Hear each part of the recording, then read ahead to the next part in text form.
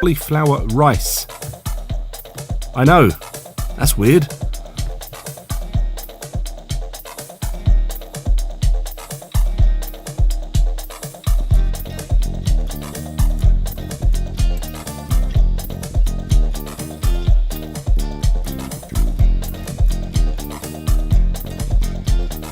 Okay, just prepared a cauliflower, and I realised I put full recipe in the description, but there isn't a recipe. It's a cauliflower. That's it. That's the only ingredient. So anyway, let's prepare this cauliflower and try to select a very firm cauliflower, nice, fresh, ripe one. It's going to work better than a slightly limp one. And what I'm doing now, I'm only going to use about half of this because it was really big. So I've just taken off the florets, peeled the outside, etc., etc. I'm sure you've done that, but see how I've done. And you need a food processor.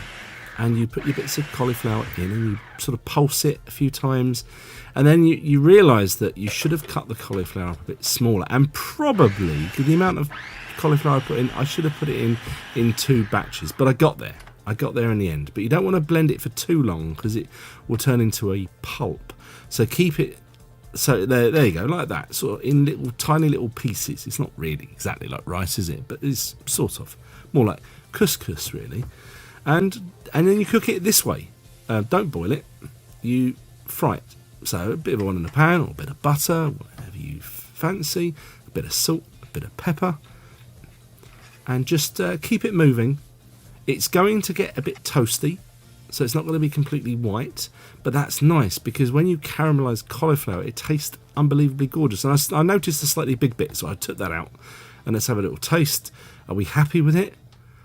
Yeah, really nice. That's it. It's such an easy thing to do.